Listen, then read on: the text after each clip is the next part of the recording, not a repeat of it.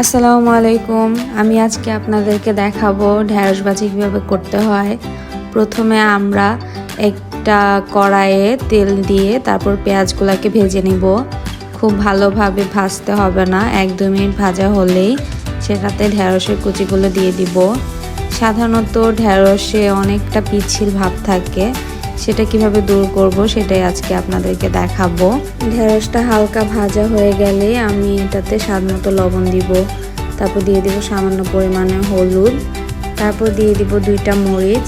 যে যার ইচ্ছা মতো মরিচ দিতে পারেন, আমরা ঝাল কম খাই তাই মরিচ 2টা দিয়েছি।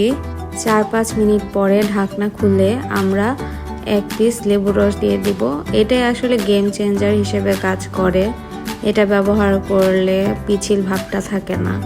অনেকে ভাবতে পারেন যে লেবু দিলে টকটক ভাব আসবে কিনা, আসলে এমন কিছুই হয় না। এই তো দেখেন কত ঝরঝরে হয়ে গেছে ঢেঁড়স। এভাবে ঢেঁড়স ভাজি করলে খেতেও খুব মজা হয়, আবার কোনো পিচ্ছিল ভাবও থাকে না। Thanks for watching. আল্লাহ হাফেজ।